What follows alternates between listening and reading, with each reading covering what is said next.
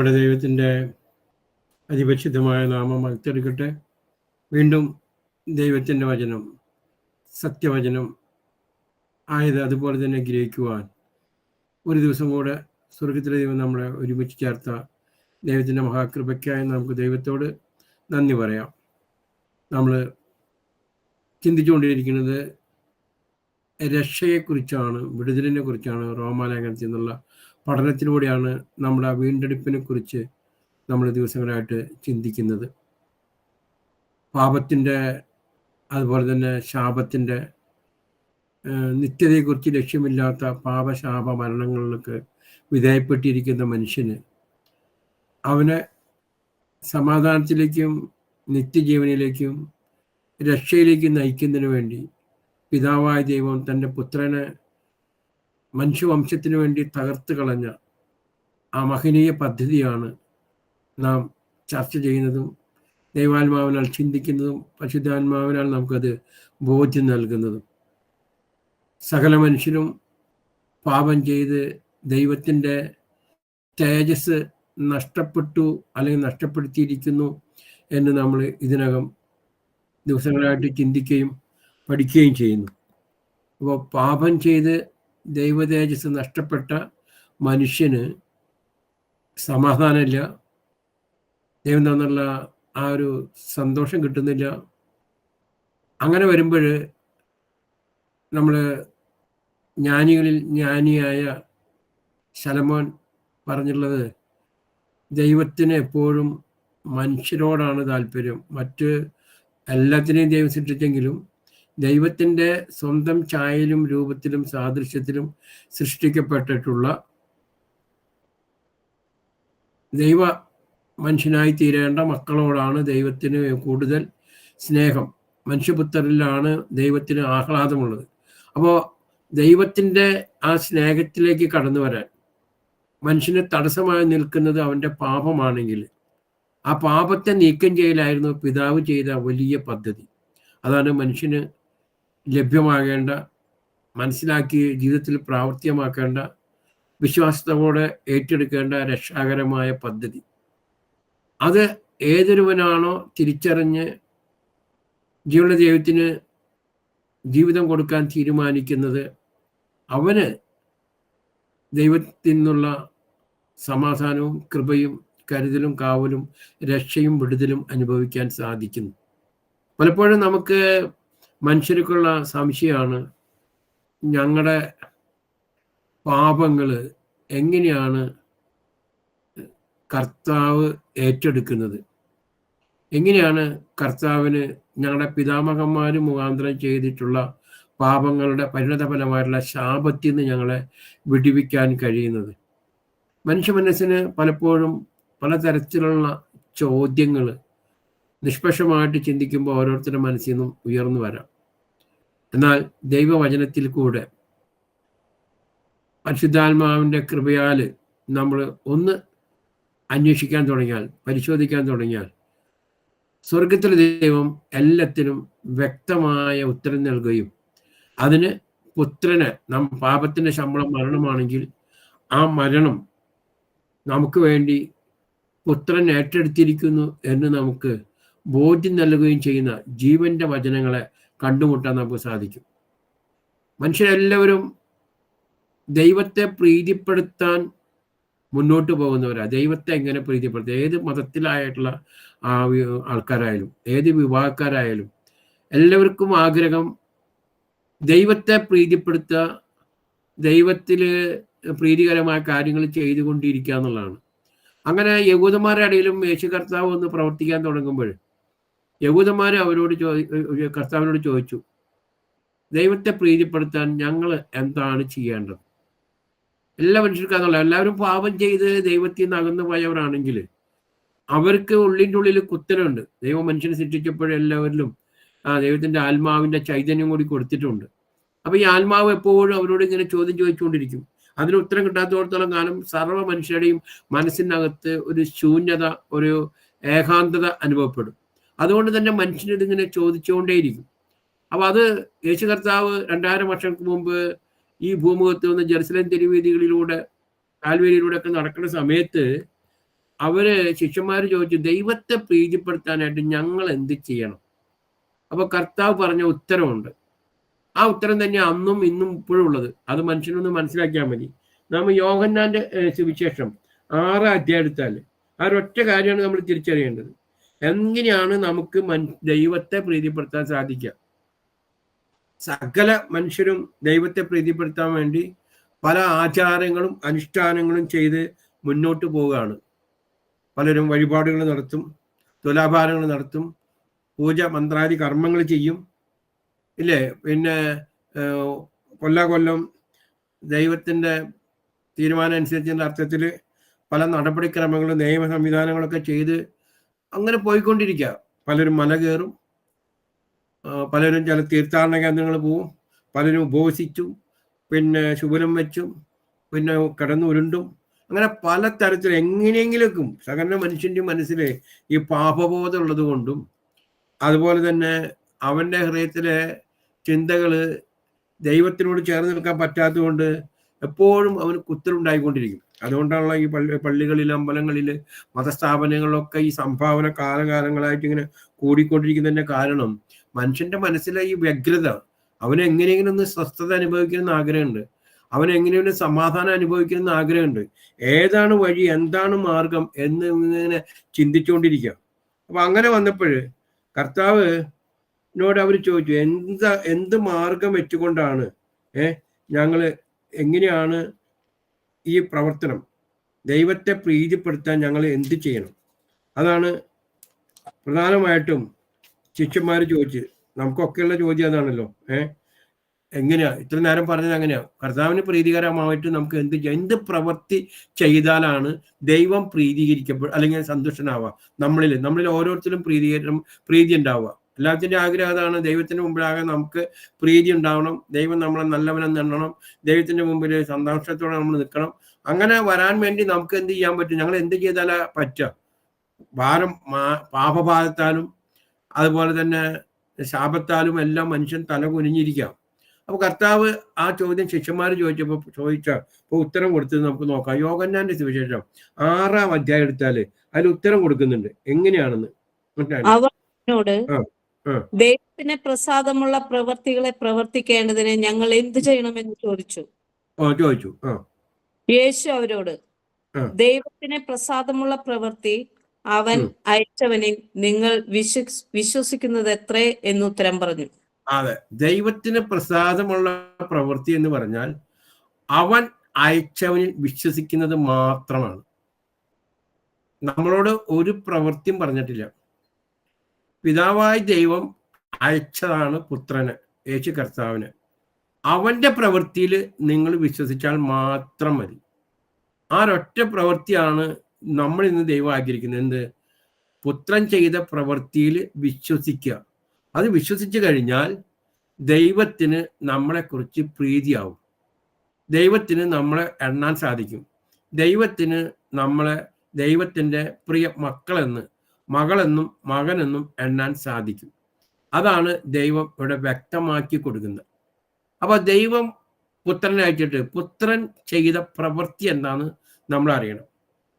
പുത്രൻ ചെയ്ത പ്രവൃത്തി ലോകത്തിലെ സകലമാന മനുഷ്യർക്കും അവൻ്റെ ഒരു പ്രവൃത്തി കൊണ്ടും അവൻ ചെയ്ത പാപം, അവൻ ദൈവത്തിനെതിരായി ചെയ്ത പാപം, മനുഷ്യർക്കെതിരായി ചെയ്ത പാപം, ഇതൊന്നും അവൻ്റെ ഒരു പ്രവൃത്തി കൊണ്ടും നീതീകരിക്കപ്പെടുകയോ വിടുവിക്കപ്പെടുകയോ ചെയ്യുന്നില്ല. നീ എത്ര സംഭാവന കൊടുത്താലും, നീ എത്ര പുണ്യകർമാദി പരിപാടിയിൽ ഏർപ്പെട്ടാലും, എത്ര പൂജ തന്ത്രങ്ങൾ ചെയ്താലും, എത്ര നാമം ജപിച്ചാലും നിന്റെ പാപങ്ങൾ ഒരിക്കലും നിന്നിന്ന് മാഞ്ഞു പോകുന്നില്ല.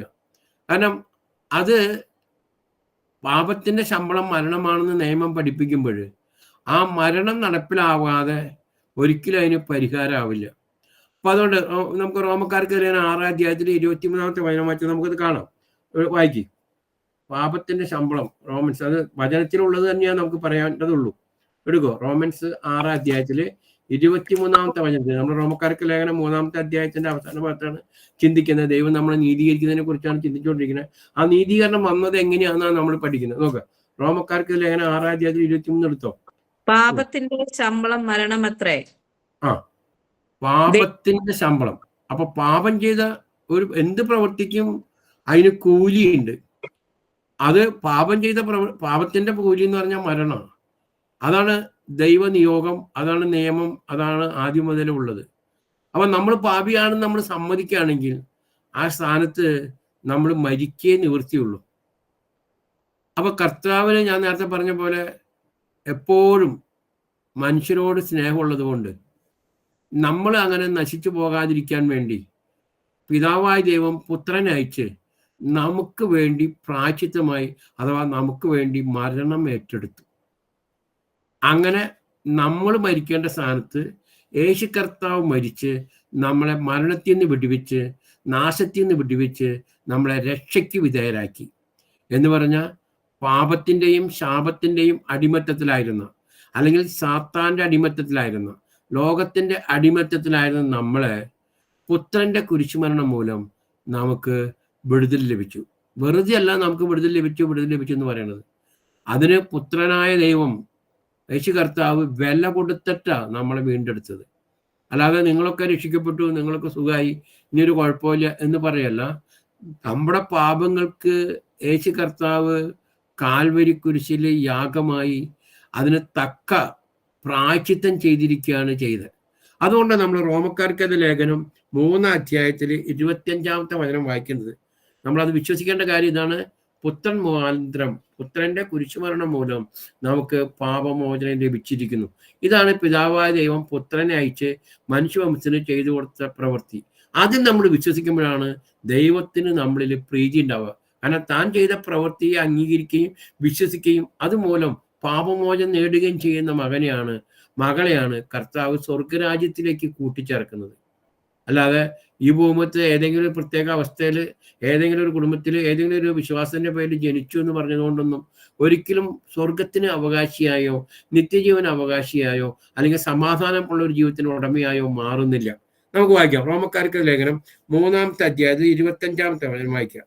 വിശ്വസിക്കുന്നവർക്ക് തന്റെ രക്തം മൂലം പ്രായശ്ചിത്തമാകുവാൻ ദൈവം അവൻ പരസ്യമായി നിർത്തിയിരിക്കുന്നു. ദൈവം തന്റെ പൊറുമയിൽ മുൻകഴിഞ്ഞ പാപങ്ങളെ ശിക്ഷിക്കാതെ വിടുക നിമിത്തം തന്റെ നീതിയെ പ്രദർശിപ്പിപ്പാൻ അത് തന്റെ നീതിയെ പ്രദർശിപ്പിക്കുകയാണ് കർത്താവ് ചെയ്യുന്നത്. ദൈവം നാം മുൻകാലങ്ങളിൽ ചെയ്ത പാപങ്ങളെ ഒന്നും കണക്കിലെടുക്കുന്നില്ല. ദൈവത്തിന്റെ പൊറുമയിൽ, ഫോർബെയറൻസ്, നമുക്ക് വേണ്ടി പ്രായശ്ചിത്തമാവുകയാണ് കർത്താവ് ചെയ്തത്. ഈ മഹനീയ സത്യമാണ്. കർത്താവ് എത്രത്തോളം കാലം, ഏകദേശം ഒരു 4000 വർഷം, ക്രിസ്തുവിന് മുൻപ് ഒരു 4000 വർഷം സകലമാന ജനങ്ങളും ചെയ്ത പാപങ്ങളെ ദൈവം ക്ഷമിച്ചു കൊണ്ടുവന്നു. അവിടെയൊക്കെ ദൈവം പുത്രനിൽ കൂടെ ഇവർക്ക് രക്ഷ വെളിപ്പെടുത്തി രക്ഷ കൊടുക്കുമെന്നുള്ള വിശ്വാസം, ആ ദൈവത്തിന് അറിയാവുന്ന മഹനീയ പദ്ധതി, ആ രഹസ്യം കാത്തു സൂക്ഷിച്ച് ജനം വീണ്ടും പാപത്തിലേക്ക് വീഴപ്പോഴാണ് in the fullness of time, കാലത്തിന്റെ സമ്പൂർണതയിൽ സ്ത്രീയുടെ സന്തതിയായി പുത്രനെ പിതാവായ ദൈവം ഭൂമിയിലേക്ക് അയച്ചത്. ഗലാത്യക്കാർക്ക് ലേഖനം 4 അധ്യായത്തിൽ 4-ാമത്തെ വചനം എന്ന് വായിച്ചാൽ, ഗലേഷ്യൻസ് ചാപ്റ്റർ 4 വേഴ്സ് 4, അതിൽ നമ്മൾ കാണുന്നു. വായിക്കാം. കാലസമ്പൂർണത വന്നപ്പോൾ ദൈവം തന്റെ പുത്രനെ സ്ത്രീയിൽ നിന്ന് ജനിച്ചവനായി നിൽക്കട്ടെ. അപ്പൊ കാലസമ്പൂർണത, അപ്പൊ ദൈവത്തിന്റെ പദ്ധതിയിൽ, സർവശക്തനായ ദൈവത്തിന്റെ പദ്ധതിയിൽ എല്ലാ കാര്യങ്ങളും വ്യക്തമാണ്. അപ്പോൾ മനുഷ്യവംശത്തിന്റെ തുടക്കത്തെക്കുറിച്ച് ബിബ്ലിക്കൽ ഓർഡറിൽ നമ്മൾ കാണുന്നത് 6000 വർഷത്തെ ചരിത്രമാണ്. ഈ 6000 വർഷത്തെ ചരിത്രത്തിൽ 4000 വർഷവും കർത്താവ് മോശയ്ക്ക് കൊടുത്ത കൽപ്പനയും ന്യായപ്രമാണമൊക്കെയായിട്ട് നിലനിന്ന് ജനം പോന്നെങ്കിലും അവരൊന്നും അവിടെ പാപം എന്തെന്ന് മനസ്സിലാക്കാന്നല്ലാതെ പാപത്തിന് പരിഹാരമായിട്ട് ഒരു വിടുതൽ അവർക്ക് ലഭ്യമാവുന്നില്ല. അവരൊന്നിൽ പഴച്ച് വേറൊന്നിൽ പഴച്ച് എങ്ങനെ പോയാലും ദൈവത്തിൽ നിന്ന് അകന്നു പോകുന്ന അവസ്ഥയിൽ തന്നെ പോയിക്കൊണ്ടിരുന്നപ്പോൾ പിന്നെ ദൈവത്തിന്റെ ആ വെളിപ്പെട്ട പദ്ധതി അനുസരിച്ച്, അതാണ് കാലത്തിന്റെ തികവില്, കാലസമ്പൂർണതയില് സ്ത്രീയുടെ സന്തതിയായി, തുറന്നു വായിക്കാം, സ്ത്രീയിൽ നിന്ന് ജനിച്ചവനായി, ന്യായപ്രമാണത്തിൻ കീഴിൽ ജനിച്ചവനായി നിയോഗിച്ചയച്ചത് അവൻ ന്യായപ്രമാണത്തിന് കീഴുള്ളവരെ വിലക്കി വാങ്ങിയിട്ട് നാം പുത്രത്വം പ്രാപിക്കേണ്ടതിന് തന്നെ. ന്യായപ്രമാണത്തിന്റെ കീഴിലുള്ളവരെയും കൂടി വിലയ്ക്ക് വാങ്ങും. വില കൊടുത്തിട്ടാണ്, വിലയ്ക്ക് വാങ്ങി എന്നാ പറയുന്നത്. വില കൊടുത്തിട്ട് നമ്മളെ പുത്രന്മാരാക്കി മാറ്റേണ്ടതിന് വേണ്ടിയാണ് നിയമത്തിന്റെ അധീനതയിലായിരുന്ന, അതായത് ന്യായപ്രമാണത്തിന്റെ അധീനയിലായിരുന്ന, മോശയുടെ നിയമത്തിന്റെ കീഴിലായിരുന്ന എല്ലാ ആളുകളെയും അവൻ എന്ത് ചെയ്തു? കൃപയ്ക്ക് കീഴിലേക്ക് കൊണ്ടുവരികയാണ് പിതാവായ ദൈവം പുത്രനിലൂടെ ചെയ്ത്. മോശ വഴി നിയമം വന്നു, യേശു ക്രിസ്തു വഴി എന്താണ്? കൃപയും സത്യവും വന്നു. കൃപയും സത്യവും നിറഞ്ഞവനായി വന്ന യേശു ക്രിസ്തു കാലത്തിന്റെ സമ്പൂർണ്ണതയിൽ സ്ത്രീയുടെ സന്തതിയായി ജനിച്ച് നിയമത്തിന്റെ അധികാര പരിധിയിൽ നിന്ന്, ശപത്തിൽ നിന്ന്, പാപത്തിൽ നിന്ന് മനുഷ്യവംശത്തെ മുഴുവൻ വിടുവിച്ചു. അതിന് പാപപരിഹാര ബലിയായി തീർന്നു. ആ പ്രവൃത്തിയിൽ വിശ്വസിക്കുന്നവനാണ് ദൈവത്തെ പ്രീതിപ്പെടുത്തുന്നത്. അപ്പൊ അങ്ങനെ വിശ്വസിക്കുന്നവൻ പിന്നെ ദൈവം മുമ്പാകെ വീണ്ടും പാപിയായി ജീവിക്കാൻ അവകാശമില്ല. കാരണം അവന്റെ പാപം എന്നേക്കുമായി കർത്താവ് മോചിപ്പിച്ചു എന്നാണ് അവൻ വിശ്വസിക്കുന്നത്. അതാണ് സംഭവം. അതുകൊണ്ട് നമ്മൾ റോമക്കാർക്ക് 5-ാം അധ്യായത്തില് 25-ാമത്തെ വാക്ക്, 3-ാം അധ്യായത്തില് 25-ാമത്തെ വചനം തുടങ്ങുന്നത് പറയുന്നതാണ് വിശ്വസിക്കുന്നവർക്ക്. ഇത് എല്ലാവർക്കും ഉള്ളതല്ല. എല്ലാ കാര്യവും ആരാണോ വിശ്വസിക്കുന്നത്. ക്രിസ്തീയ ജീവിതം എന്ന് പറയുന്നത് വിശ്വാസത്തെ അടിസ്ഥാനപ്പെട്ട് നിൽക്കുന്നത്. കാണാത്തതിനെ ഉള്ളതുപോലെ വിശ്വസിക്കുന്നതാണ് ദൈവവിശ്വാസത്തിന്റെ പ്രത്യേകത. കണ്ടിട്ട് വിശ്വസിക്കുന്നത് വിശ്വാസമല്ല. അപ്പൊ ക്രിസ്തീയ ജീവിതം എന്ന് പറഞ്ഞാൽ വിശ്വാസത്തിന്മേലാണ്. അതുകൊണ്ടാണ് വിശ്വസിക്കുന്നവർക്ക്. ദൈവത്തെ ദൈവമായിട്ട് കണ്ടവരാരും ഈ ഭൂമിയിൽ ഇല്ലാത്തത് കൊണ്ട് തന്നെ ദൈവമുണ്ടെന്ന് വിശ്വസിക്കുകയും ദൈവത്തെ അന്വേഷിക്കുകയും ദൈവം പ്രതിഫലം നൽകുന്നൊക്കെ വിശ്വസിക്കണമെന്ന് വിശ്വാസത്തെക്കുറിച്ച് നമ്മൾ പഠിക്കുമ്പോൾ വ്യക്തമായിട്ട് പറയുന്നുണ്ട്. അപ്പോൾ വിശ്വാസം എന്താന്നുള്ള തിരിച്ചറിവോടുകൂടി ഒരു മനുഷ്യൻ ദൈവത്തെ സമീപിക്കുമ്പോൾ, ദൈവത്തെ സമീപിക്കുന്ന ഹൃദയങ്ങളെ ദൈവം അറിയുന്നത് കൊണ്ട് ദൈവം അവർക്ക് തക്കതായ ഉത്തരങ്ങൾ നൽകിക്കൊണ്ടേയിരിക്കും. അതുകൊണ്ട് മത്തായിയുടെ സുവിശേഷത്തിലും മർക്കോയുടെ സുവിശേഷത്തിലൊക്കെ കർത്താവ് പറയുന്ന പൂർണ്ണ ഹൃദയത്തോടെ, പൂർണ്ണ മനസ്സോടെ, പൂർണ്ണ ശക്തിയോടെ, പൂർണ്ണ ആത്മാവോടെ നിങ്ങൾ എന്നെ അന്വേഷിക്കുക, കണ്ടെത്തും എന്ന് പറഞ്ഞാൽ അതെല്ലാം കൂടി എങ്ങനെ എടുത്തു കൊണ്ടുവരാന്ന് ചോദിക്കും. പക്ഷെ ഇത്രേ ഉള്ളൂ, നമുക്ക് ദൈവത്തെ അന്വേഷിക്കാനായിട്ട് ഒരു താല്പര്യമുണ്ടോ? ഈ പ്രപഞ്ചത്തിന്റെ പോക്ക് എങ്ങനെയാണ്? ഇതിൻ്റെയൊക്കെ അവസ്ഥ എന്താണ്? ഇത് എവിടെ ചെന്നാൽ ചേരുക? ഇത് ഞാൻ എവിടെയായിരിക്കും? എന്നെ എന്തിനാ സൃഷ്ടിച്ചത്? എന്നെ കൊണ്ട് ദൈവമേ എന്താണ് ഉദ്ദേശമുള്ളത്? ഞാൻ ഈ ഭൂമിയിൽ ആക്കി വെച്ചത് ഇന്ന ആളെ ഇന്ന കുടുംബത്തിലെ ആളായി, അല്ലെങ്കിൽ ഇന്ന ആളെ ഇന്ന മകളായി, മകനായി. ഇനി എന്നെ കൊണ്ട് എന്താ പദ്ധതി? എന്താണ് അങ്ങയുടെ ഉദ്ദേശം എന്നൊക്കെ മനുഷ്യൻ ചിന്തിക്കാൻ ബാധ്യസ്ഥനാണ്. മൃഗങ്ങളെ കുറിച്ചല്ല കർത്താവിന്റെ പദ്ധതി, മനുഷ്യരെ കുറിച്ചാണ് ദൈവത്തിന്റെ പദ്ധതി ഉള്ളത്. അപ്പൊ മനുഷ്യന്റെ മനസ്സിൽ അല്ലെങ്കിൽ ഹൃദയത്തിൽ ദൈവം ആലോചനകൾ കൊടുക്കാൻ വേണ്ട ദൈവിക ബുദ്ധി കൊടുത്തിട്ടുണ്ട്. അങ്ങനെ ചിന്തിക്കുന്നവരാണ് ദൈവത്തെ അന്വേഷിച്ചു, ദൈവത്തെ കണ്ടെത്താൻ ശ്രമിച്ചു എന്ന് പറയുന്ന ഒരു അവസ്ഥയിൽ നമ്മൾ കാണുന്നത്. അങ്ങനെ ദൈവത്തെ അന്വേഷിക്കാൻ തുടങ്ങുമ്പോൾ മനസ്സിലാക്കും, നമുക്ക് വേണ്ടി പ്രവർത്തിച്ചവൻ വളരെ വ്യക്തമായിട്ടും നമുക്ക് വേണ്ടി ക്രൂശിക്കപ്പെട്ടിരിക്കുന്നു. നമ്മളെ ആ പ്രവൃത്തിയിൽ നമ്മൾ വിശ്വസിക്കാൻ തക്കവണ്ണം നമ്മളെ തന്നെ ഒന്ന് താഴ്ത്തിക്കൊടുത്താൽ, നമ്മളൊന്ന് താഴ്ത്തിക്കൊടുക്കലാന്നുള്ളതാണ് ദൈവത്തിന്റെ പ്രത്യേകത. ദൈവം ആഗ്രഹിക്കുന്നത് ഈ ഞാനെന്ന ഭാവം വെച്ച് പ്രവർത്തിക്കുന്ന ഒരു വ്യക്തിക്കും ഈ ദൈവിക രഹസ്യങ്ങൾ ഉൾക്കൊള്ളാൻ സാധ്യമാവില്ല. അതാണ് സാത്താനെന്ന് മനസ്സിലാക്കുന്നത്. അവന്റെ അഹങ്കാരം ഏതൊക്കെ മനുഷ്യനാണോ ഏറ്റെടുത്തിരിക്കുന്നത് അവനൊന്നും ദൈവികമായ പദ്ധതി, ഈ സ്വർഗീയ രഹസ്യം, ഈ സ്വർഗീയ മർമ്മം വെളിപ്പെട്ട് കിട്ടാൻ വളരെ ബുദ്ധിമുട്ടാണ്. എന്നാൽ ഒന്ന് കീഴ്പ്പെടാൻ ദൈവം പലപ്പോഴും പല പദ്ധതികളും മനുഷ്യന് മുമ്പിലേക്ക് വയ്ക്കും. ദൈവം മനുഷ്യരെ പല രീതിയിലും കുടുംബങ്ങളെ ഒക്കെ സന്ദർശിക്കും. എല്ലാത്തിൻ്റെയും പിന്നിൽ ദൈവത്തിന്റെ ആഗ്രഹം ഒരുപോലും നശിച്ചുപോകാതെ എല്ലാവരും തൻ്റെ പുത്രന്റെ ശാരീരിക മരണത്തിൽ വിശ്വസിച്ച് രക്ഷ പ്രാപിക്കണമെന്ന് പിതാവായ ദൈവം ആഗ്രഹിക്കുന്നു. അതിനവൻ ഒറ്റ മനസ്സാല വരുന്നില്ലെങ്കിൽ അവന് പലതരത്തിലുള്ള മുഖാന്തരം ദൈവം ഒരുക്കും. അതുകൊണ്ടാണ് ദൈവം പറഞ്ഞത് റോമക്കാർക്ക് 8-ാം അധ്യായത്തില് 28-ാമത്തെ തിരുവചനത്തിൽ പറയുന്നുണ്ടല്ലോ, എന്നെ സ്നേഹിക്കുന്നവർക്ക് തൻ്റെ പദ്ധതി അനുസരിച്ച് വിളിക്കുന്നവർക്ക് എല്ലാം ദൈവം നന്മയ്ക്കായിട്ടും വരും. അത് കടാവട്ടെ, രോഗാവട്ടെ, എന്ത് കാര്യം ദൈവം ഭൂമിയിൽ ആർക്കിന്റെ മുമ്പിലും അനുവദിച്ചു കൊടുക്കുന്നുണ്ടെങ്കിൽ അതിന് ദൈവത്തിന്റെ പിന്നിൽ ദൈവത്തിന് നമ്മളുള്ള സ്നേഹത്തിന്റെ ഒരു നല്ല പ്രകടനമാണെന്ന് നമ്മൾ തിരിച്ചറിയണം. പലതരത്തിലുള്ള വിടുതലുകളാവും, പലതരത്തിലുള്ള ഒറ്റപ്പെടലുകളായിരിക്കാം, മുറിവുകളായിരിക്കാം, നാശനഷ്ടങ്ങളായിരിക്കും. ഇതൊക്കെ നമുക്ക് നമ്മുടെ കണ്ണിൽ അത് ഭയങ്കര നഷ്ടമായിരിക്കും. പക്ഷെ ദൈവത്തിന്റെ കണ്ണിൽ അതൊന്നൊരു നഷ്ടമല്ല.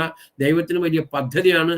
നമ്മളെ ഉയർത്തിക്കൊണ്ടുവരാൻ വേണ്ടി ദൈവം തരുന്ന സന്ദർശനമായിട്ട്, സ്നേഹത്തിന്റെ പ്രകടനങ്ങളായിട്ട് അത് കാണാൻ തക്കമുള്ള ഒരു എളിമയും വിനയവും നമുക്കുണ്ടെങ്കിൽ ഈ ദൈവമേ അങ്ങ് എന്താണ് ചെയ്യുന്നത്, എന്താണ് എന്നിൽ പ്രവർത്തിക്കുന്നത്? ദൈവം പറയുന്നില്ലേ റോമക്കാർക്ക് ലേഖനം 2-ാം അധ്യായത്തിൽ 4-5 വചനം പറയുമ്പോൾ നമ്മൾ പറയുന്നത് 5-6 പറയുന്നതാണ്. എൻ്റെ അളവറ്റ കരുണ, ദയ, ക്ഷമ, നിസിമ സ്നേഹം നീ വെറുതെ കിട്ടിയെന്ന് ധരിക്കരുത്. നിന്നെ അനുതാപത്തിലേക്ക് നയിക്കാനാണ് എൻ്റെ ദയ, കരുണ എന്ന് നീ അറിയുന്നില്ലേ? അപ്പൊ ദൈവം എന്തെങ്കിലും നമുക്ക് ഇതുവരെ ജീവിതത്തിൽ തന്നിട്ടുണ്ടെങ്കിൽ ഈ ദൈവത്തെ അന്വേഷിച്ച് കർത്താവിലേക്ക് വരാൻ വേണ്ടിയിട്ടാണ്. അതോ നിന്റെ അനുതാപശൂന്യമായ ഹൃദയം അവസാന വിധി നാളിലേക്ക് ദൈവത്തിന്റെ ക്രോധത്തിനായി നീ സ്വയം ഒരുക്കി വെച്ചിരിക്കുകയാണോ എന്ന് കർത്താവ് ചോദിക്കുന്നതിന്റെ കാരണം, ഇപ്പോഴും ഞാൻ നിന്നെ സന്ദർശിച്ചിട്ടും ഞാൻ നിന്നോട് ഇടപെട്ടിട്ടും ഞാൻ നിന്നോട് സത്യവചനം പറഞ്ഞിട്ടും നീ വചനം ചെവികൊണ്ട് മാനസാന്തരപ്പെട്ട് എനിക്ക് ജീവിതം തരുന്നില്ലെങ്കിൽ ഒരു അവസാന വിധി നാളുണ്ട്, ഒരു വിധി ദിവസമുണ്ട്. ആ വിധി ദിവസം എൻ്റെ ക്രോധത്തിന് മുമ്പിൽ നിനക്ക് പിടിച്ചു നിൽക്കാൻ സാധിക്കില്ല. നീ എന്നേക്കുമായി തീ തടാകത്തിലേക്ക് എറിയപ്പെടും. ഇതൊരിക്കൽ മുന്നേ സംഭവിച്ചതാ. മനുഷ്യൻ പാപം ചെയ്ത് എല്ലാ തരത്തിലും നശിച്ചു കഴിഞ്ഞപ്പോൾ ദൈവത്തിന്റെ ക്രോധം സ്വർഗത്തിൽ നിന്ന് പുറപ്പെട്ടു. അന്ന് ദൈവം ആദ്യത്തെ ന്യായവിധി നടത്തിയപ്പോൾ അതിൽ രക്ഷപ്പെട്ടു വന്നത് വെറും 8 അംഗങ്ങളായി. ലോകത്തില് ഉണ്ടായിരുന്ന ജനസംഖ്യയെ മുഴുവൻ നശിപ്പിച്ചു കളഞ്ഞു കർത്താവ്. 8 പേര്, നോഗിന്റെ ഭാര്യയും 3 ആൺമക്കളും അവരുടെ ഭാര്യമാരും. അവർ പേടകത്തിൽ രക്ഷപ്രാപിച്ചു. ഫസ്റ്റ് ജഡ്ജ്മെന്റ് ലോകത്തിന് മുമ്പിൽ കർത്താവ് അന്നേ കാണിച്ചു കൊടുത്തിട്ടുണ്ട്. ഇനി ഇതാ ഒരു ന്യായവിധി വരാൻ പോകുന്നുണ്ട്. ഈ ന്യായവിധി വരുന്നതിന് മുമ്പാട് പിടക്കോഴി തന്റെ ചെറിയ തന്റെ കുഞ്ഞുങ്ങളെ ആക്കാൻ ശ്രമിക്കുന്ന പോലെ തന്നെ സ്വർഗത്തിലെ ദൈവം ഈ താണഭൂമിയിലേക്ക് ഇറങ്ങി വന്ന് തന്നെ സ്നേഹിക്കുന്നവരെ, തന്റെ പതിനനുസരിച്ച് വിളിക്കുന്നവർ, വരുന്നവരെ എല്ലാവരെയും തന്റെ ചിറങ്ങിലാക്കാൻ വേണ്ടി ദൈവം ശ്രമിച്ചുകൊണ്ടേ ഇരിക്കുക. അത് സാത്താൻ തൊടാതെ, ലോകത്തിന്റെ കളങ്കമേൽക്കാതെ, പരിശുദ്ധാത്മാവിന്റെ നടത്തിപ്പിലായി ജീവനുള്ള ദൈവത്തിന്റെ മക്കളായി രക്ഷ അനുഭവിച്ച് മുന്നേറണമെന്ന് ദൈവം ആഗ്രഹിക്കുന്നു. അപ്പോഴും മനുഷ്യൻ ഇല്ല എന്ന് പറയുന്നു. ഇവിടെയാണ് നമ്മൾ തിരിച്ചറിയേണ്ടത്. ഇവിടെ നമ്മൾ പറയേണ്ട കാര്യം, വിശ്വസിക്കുന്നവർക്ക്, കർത്താവിന്റെ കുരിശുമരണത്തിൽ വിശ്വസിക്കുന്നവർക്കാണ് ഈ കാര്യങ്ങളുടെ ആഴം എന്താന്ന് മനസ്സിലാക്കി കർത്താവിലേക്ക് തിരിയാൻ സാധിക്കുക. ഇവിടെ വായിക്കും, വിശ്വസിക്കുന്നവർക്ക് അവൻ തന്റെ രക്തം മൂലം പ്രായശ്ചിത്തമാവാൻ. അപ്പോ നമ്മുടെ പാപത്തിന് അവൻ പ്രായശ്ചിത്തമായിട്ടുണ്ട്, അവൻ വില കൊടുത്തിട്ടുണ്ട്. നമ്മൾ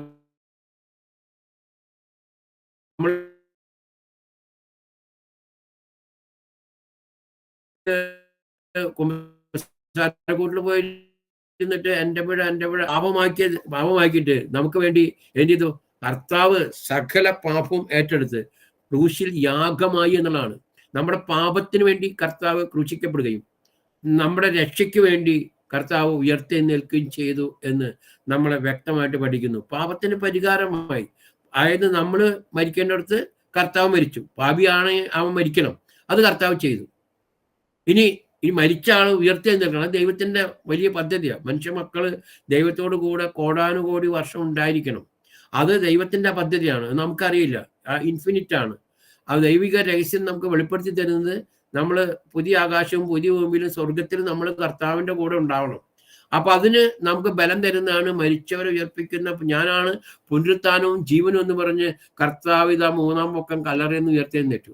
അപ്പൊ ഈ 2 കാര്യങ്ങൾ മനുഷ്യവംശത്തിന് സ്വീകരിക്കാൻ തക്കവണ്ണം നമ്മളെ തന്നെ താഴ്ത്തി കൊടുത്താൽ ഈ ലോകത്തിൽ നമുക്ക് സമാധാനവും സന്തോഷവും സ്വസ്ഥതയും, വരും ലോകത്തിൽ നമുക്ക് നിത്യതയും ദൈവം തരുന്നു.